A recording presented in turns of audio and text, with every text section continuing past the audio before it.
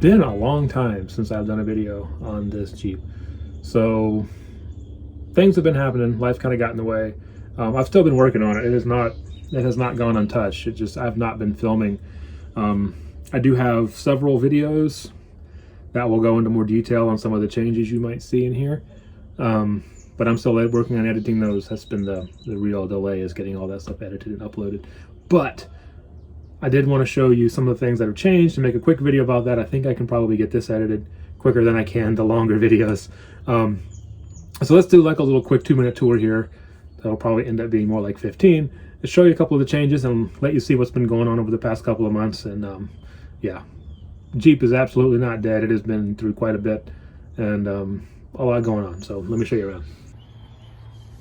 All right, so let's start with the inside. I've got a new tachometer I installed here. Just a little one off Amazon. I mean, it's Bosch, but I don't know. It was affordable, and got it all wired in. And it goes up under the hood to the coil battery. There's a 12-volt feed under the hood, under the dash here that I hooked in. And I did that just so I can keep an eye on the RPMs. This thing with the exhaust that's on it is really loud, and it's a little bit boomy in here with, you know, the metal roof, no covers or anything on it. So I just wanted to make sure that it wasn't, transmission's not slipping in third gear, you know, that kind of thing. Keep an eye on the revs. And at 45 miles an hour, it's at like 2,000 RPM, so it sounds like it's really revving a lot higher than it is. So that's there. That's new. Radio's currently out of it. For Christmas, my wife got me one of those nice, cool retro radios that goes in here along with the speaker. So I'm currently, you can see there's a bar back there. I've got the radio mount is ready. I do need to get a faceplate for it, the original faceplate that was in the Jeep. A, I don't want to cut it up to make it fit the radio, but B, it's not quite the right fit. And I have an odd sized speaker to fit in there. Floors, I have not done any body work on this yet, no welding or anything, I haven't patched anything up. But aside from the obvious floor mats, I did spray the rust converter on the floors, front, back, everywhere, just to help. When it rains, water still comes in a little just off the accelerator pedal. Occasionally it'll get in over here in the corners. You can see where I sprayed, just to help these floors not get any rustier. My speedometer, as you know, or may know, may not remember, I don't know, it's been a long time, doesn't work. Well, it does, but it's finicky. It doesn't always work. So GPS unit, at least the mount for it, I've got the GPS unit that goes up there. Got a little $20 used Garmin off of eBay. Fixed the power port, so I now have power plug. I just plug it in. I've got my speedometer up there, and I can keep track of miles and speed. Which, oddly enough, in this thing, you would think with a top speed of like 70 miles an hour, going 45, it's oddly hard to keep it. Once it gets above about 2,000 RPM, it really wants to go. It's really easy to get over the 45 mile an hour speed limit without too much effort. So speedometer, or GPS speedometer, has been a godsend there and a lifesaver. So in the back, I've also got floor mats back here and there. You can also see the water right there. In the back, let's go back here real quick while we're talking about things. You might notice this is also not rusty anymore. There's a video about that coming out. Back here, I got by the way, I found a seat. That is an original Commando seat.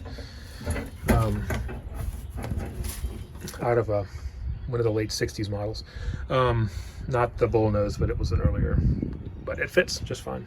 Well, mostly fine. I had to finagle it, but it's in there. You can see this is why I painted the floors. So back here, you know, again, no body work has been done, but I've sprayed the floors at least to help keep them at least serviceable. You can see water gets in back here too, and it's leaking around these seals. There's supposed to be a rubber grommets in here, and you know, they just don't exist right now. So when it rains, water runs down, pools, and since the Jeep is parked on a hill, it ends up in the cabin. Not a big deal. It's already full of rust holes, but the paint will hopefully help at least keep it from getting worse. Let's see what else. Aside from the paint on the top, really nothing else has been painted. Floors were painted black. Under the hood, not a whole lot going on under here. This thing, I did put well, I fixed the choke first of all, but you can see I had to make a little spacer. The air cleaner did not clear that manual choke. You can see, if I can point at it, I can't point at it, but anyway, you get the idea. It's right there on top of that black box there, manual choke.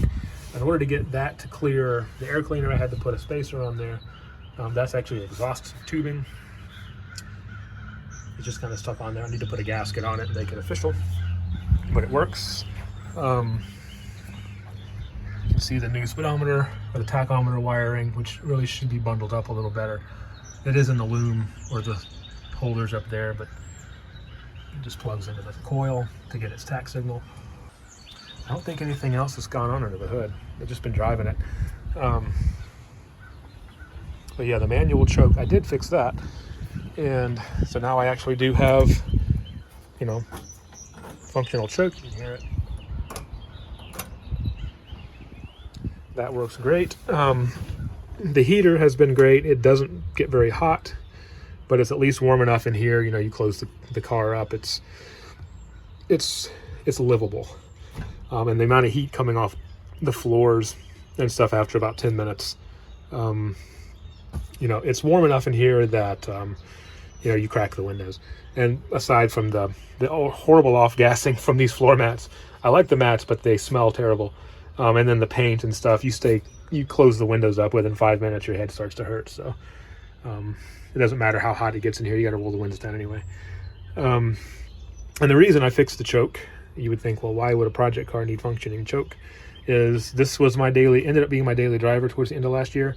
Some things at work changed and I ended up back in the office. So this kind of went from being a toy to being my daily driver for about 2 months. And it was during the dead of winter. So, you know, when it's 12 degrees outside, you kind of need the choke to get it to start. But no, it worked great. And definitely takes 10 or 15 minutes to warm up. But when it's, you know, 15, 20 degrees outside. But otherwise, it was great. No problems. For the seats, I threw some covers on them just because, if you remember, this was cut open and I patched it with some very professional Gorilla Tape. But as much as I'm not a fan, I guess I don't hate these seat covers. They're not what I would want to put in here, but it was cheap. That was on Amazon. It kind of fit the seat. This is really meant for a full-size bench seat, like a Chevy truck or a Ford F-150 or something. So, but luckily, since this is not a full bench, it is split down the middle, or 60-40. I can just tuck the extra in there. Little cup holder in here kind of helps keep all that together, and all that stuff. So that kind of keeps the seat protected. Well, mainly more keeps your butt protected from the tape and the springs. But I said I'm driving it to work every day. It was fine. Much more comfortable to when it's cold out too, because this is at least a little padded and does get a little warmer than the cold vinyl. And other livability things. There's another video about this, but all new weather stripping on the doors, all the way around. So that has helped immensely. The windows, you know, are still pretty loose in the frame, so it doesn't seal perfectly, but it doesn't leak, is the main thing. Another thing you might notice, no roll bar. You can see where it was. Again, there's a video about this, but it was too wide back here and was actually pushing the body out and causing, not on this side, but on the passenger side, it actually pushed this body panel. This whole panel is kind of, it moved. So the door doesn't quite seal at the bottom anymore, but you can see like where those brackets were, like it's, you know, it was pushing pretty hard on this.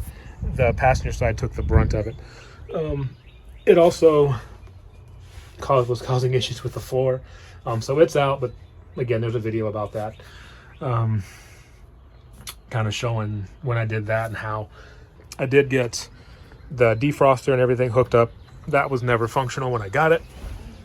And you can probably see, maybe see back in there, I don't know. I got new duct work in there. See both of those. Those were a pain in the butt to get on, but they're hooked up to the original defroster vents, and then up under here. I can't get you in there. There you are. Onto the airbox. So all that stuff does work, and you know, the linkage and everything I cleaned up and freed up, and it works. When it's 20 degrees outside and raining and you're in here with the windows rolled up, it gets pretty foggy. And the defroster, while not perfect, there's no AC system, so it can't dry the air. But at least it helps with this tiny windshield. You know, the vents and stuff do help. All right, well, that's about it. You're kind of caught up.